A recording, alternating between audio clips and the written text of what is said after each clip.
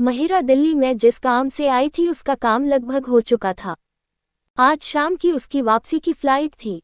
उसने शंभू काका और उनके बेटे मोहन दोनों से आगे की जानकारी और जोड़ने के लिए कहा। महिरा आने से पहले उन लोगों को अच्छी तरह से प्रोटेक्ट करके आई थी जिससे उनको कोई परेशानी न हो। महिरा ने विक्की को भी अपने साथ मुंबई जाने के लिए मना लिया था। ऑफिस का सारा काम वो मैनेजर के ऊपर छोड़कर शादी के लिए विक्की को अपने साथ ले जा रही थी। महिरा ने मैनेजर को अच्छे से समझाया कि कैसे क्या काम करना है। आज शाम वो तीनों मुंबई जाने के लिए तैयार थे। जाने से पहले महिरा झंडवाला देवी मंदिर जाना चाहती थी। वो विक्की को सारी तैयारी रखने का बोलकर खुद थोड़ी देर के लिए मोहित के साथ मंदिर चली गई थी। मंदिर जाकर आज उसने सच में सुकून की सांस ली थी, क्योंकि वो जिस मकसद से आई थी उसका वो मकसद लगभग पूरा हो गया था। वो आज मंदिर में खड़ी होकर देवी माँ को धन्यवाद दे रही थी। वो मन ही मन प्रार्थना कर रही थी, हे देवी माँ, मैं जिस काम के लिए आई थी वो आधा हो चुका है। मैं अपने माँ पापा के कातिलों तक पहुँच चुकी हूँ, बस थोड़ी सी चीजें और है जो पता चलना बाकी है। हे माता, मुझ पे कृपा करना। महिरा मंदिर में प्रार्थना करने के बाद प्रसाद लेकर मोहित के साथ घर आ रही थी। तभी गाड़ी ड्राइव करते करते मोहित ने पूछा, एक बात बताओ, तुम अभी से विक्की को अपने साथ क्यों ले जा रही ही, जबकि अभी शादी की रस्में शुरू होने में तो टाइम है। मैंने बहुत कुछ देख लिया मोहित, बहुत कुछ ऐसा जिस पे बिलीव करना मेरे लिए मुश्किल हो रहा था, इसलिए मैं विक्की भाई को लेके कोई रिस्क नहीं ले सकती। मुझे नहीं पता वो किस हद तक सही है और किस हद तक हमारा साथ दे रहे हैं। मैं बस सच जानना चाहती हूँ, इसलिए मैं बस उनको अपनी नज़रों के आगे रखना चाहती हूँ। वो सही हुई तो अच्छी बात, और नहीं हुई तो उसका भी पता लग जाएगा। और रही बात ऑफिस की, जो खेल हरीश अंकल ने सालों पहले खेला था, मैंने भी वही खेला है। उनके साथ ऐसा करना जरूरी है। अब मुझे डर नहीं है। महिरा ने बिना किसी भाव के कहा। तो मोहित बोला, जनता हूँ इसलिए तो हर कदम पे तुम्हारे साथ खड़ा हूँ। मोहित की बात सुनकर महिरा हल्की सी मुस्कुरा दी। वो दोनों बातें करते करते घर पहुंच गए थे। विक्की तैयार होकर उन दोनों के आने का ही इंतजार कर रहा था। दोनों के आते ही विक्की बोला, चलो महिरा, अब तुम जल्दी से अपना बचा कुचा सामान समेटो, अब देर हो रही है, फ्लाइट टाइम से ही है। तो महिरा बोली, जी भाई, और इतना कह के वो अपने रूम में चली गई। अपने रूम और पूरे घर को एक बार अच्छे से देख लेने के बाद वो मन ही मन बोली, बहुत जल्द इस घर के असली मालिक इस घर में आएंगे। ये वादा है, मम्मा पापा के घर में उनके बच्चे ही रहेंगे और कोई नहीं। महिरा तैयार होके नीचे आ गई, जहां मोहित और विक्की पहले से ही तैयार बैठे थे। तीनों टाइम से फ्लाइट पकड़ने पहुंच गए। जाते टाइम महिरा के चेहरे पे सुकून था। अपने फ्लाइट के सफ़र को तय करके वो लोग मुंबई पहुंच गए थे। वो लोग सुबह के टाइम पहुंचे थे, इसलिए सब जाकर अपने अपने रूम में चले गए। मोहित अपने घर चला गया। महिरा और विक्की घर आ गए थे। वो लोग भी आराम करने अपने अपने रूम में चले गए। सुबह जब सब लोग सोकर उठे तो महिरा को देखकर सभी बहुत खुश हुए। वैदेही जी ने उसे अपने गले से लगाकर कहा, मैं बहुत खुश हूँ बेटा कि तुम आ गई। अब जल्दी ही बाकी के काम भी शुरू कर देंगे जो अधूरे थे। वैदेही की इस बात पे महिरा बाहर की ओर देखकर बोली, हाँ माँ, अब सारे बचे हुए काम पूरे होंगे। और इतना कह के हल्के से मुस्कुरा दी। विराट भी बोला, चलो अब आ गई तो अब अपनी शादी को एंजॉय करना। सब लोग अपनी अपनी तरफ से बात कर रहे थे। तभी विराट का फोन बजा। वो अपना फोन लेकर बाहर आ गए।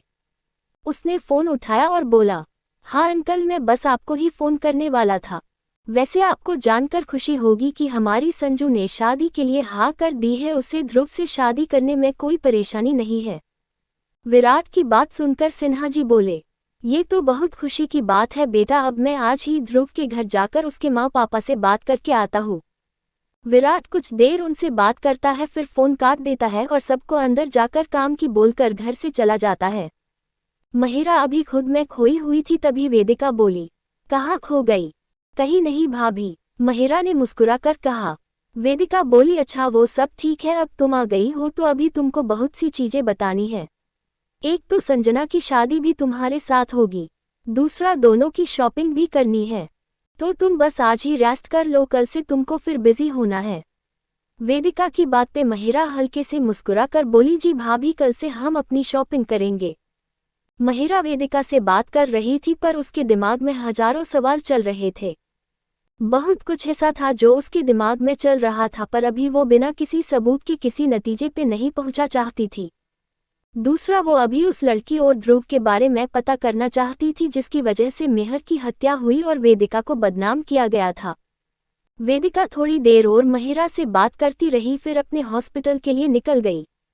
विराट बैठकर अपने रूम की बालकनी में किसी से बात कर रहा था। बात करते करते उसके हाथ में एक फाइल थी, उसको देखने लगा। वेदिका अभी रूम में तैयार हो रही थी। उसने विराट को बहुत देर तक बातें करते देखा, फिर वापस अपने काम में लग गई।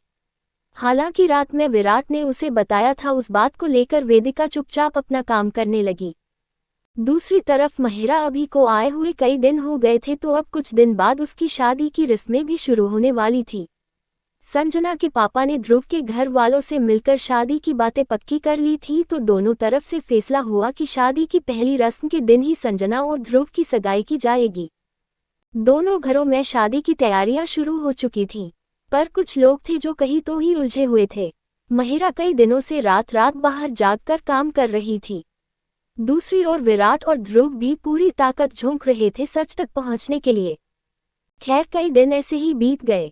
एक दिन सुबह का टाइम था। महिरा अपने रूम में बैठकर कुछ फाइल देख रही थी, तभी उसका फोन बजा। हेलो महिरा दीदी, आपके लिए गुड न्यूज है। हमने उस निखिल का पता लगा लिया। दीदी, वो कोई बड़ा आदमी का बेटा नहीं था। असल में दीदी, वो एक गरीब माँ का बेटा था। उसके बाप ने उसकी माँ को बचपन में ही छोड़ दिया था। निखिल के अल बहन भी है, छोटी बहन, जिसकी शादी दिल्ली में ही हुई है और वो अभी दिल्ली में ही रहती है। और निखिल के बारे में पता लगा है कि वो किसी की प्रॉपर्टी को हड़पने के बाद किसी लड़की के साथ विदेश भाग गया था कई साल पहले, और अब वो वहीं रहता है। उसके साथ वो कौन सी जगह रहता है ये अभी नहीं पता चला, लेकिन हमको इतना जरूर पता लगा कि वो हरीश के गांव का ही है और उसके पड़ोस में ही निखिल की मां ने अपने दोनों बच्चों को पढ़ा लिखा कर बड़ा किया। हरीश निखिल की मां को बहन की तरह मानता था, इसलिए उसने निखिल को अपने काम के लिए चुना। मेहर दीदी की जिंदगी में निखिल का आना सब हरीश की चाल थी। उसने निखिल को पैसे देकर मेहर दीदी को लाइफ में भेजा और दीदी उसको अच्छा इंसान समझकर उस पे भरोसा कर बैठी। निखिल जो भी बिजनेस करता था वो सब हरीश के ही पैसों से करता था, उसके पास खुद का कुछ नहीं था। हरीश और निखिल दोनों ही सालों से मिले हुए थे। ये जानकारी हमें निखिल के गांव जाकर मिली। कुछ निखिल के पुराने दोस्त थे जिनको थोड़ा सा पैसा और शराब दिया तो सब उगल दिया। उन लोगों को बस इतना ही पता था, बाकी उसकी बहन जानती होगी पूरा सच, क्योंकि उसकी मां को मरे हुए काफी टाइम हो गया। मोहन ने बिना किसी ब्रेक की पूरी बात महिरा को बता दी। महिरा पूरी बात बहुत गौर से सुन रही रही। उद्धरण चिन्ह। पूरी बात सुनकर महिरा बोली, मोहन भैया, इस हरीश को तो मैं ऐसा सबक सिखाऊंगी भाई की हेल्प से कि फिर कभी किसी के साथ ऐसा नहीं करेगा और न ही कोई और कभी कोई हरीश बनेगा। इस आस्तीन के सांप को तो उसी के हिसाब से सजा देंगे मैं और भाई प्यार। फिलहाल पूरी जानकारी लेने के बाद ही मैं भाई को सच बताऊंगी, क्योंकि आधे सच को जानकर पता नहीं भाई क्या करेंगे। इसलिए मुझे बहुत हिम्मत से काम लेना होगा और आप लोगों मेरे आदमियों के साथ मिलकर ऐसे ही आगे के सच का पता करो। खैर, जो सच पता लगा है वो भी बहुत अच्छी खबर है। लास्ट में महिरा बोली, मोहन भैया, आपने अब तक का काम बहुत अच्छे से किया है।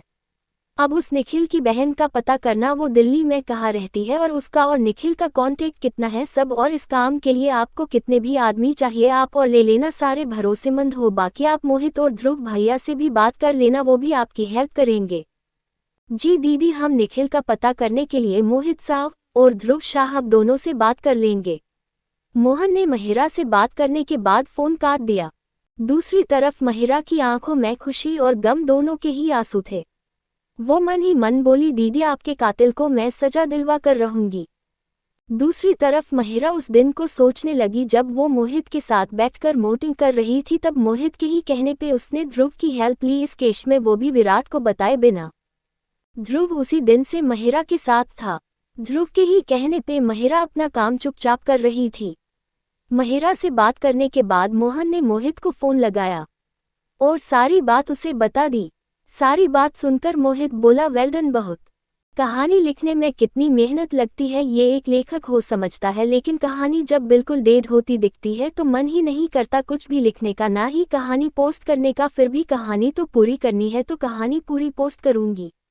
कल शाम 7 बजे इसका आगे का भाग आएगा। हो सके तो लाइक करके हाइप के बटन को भी दबा देना।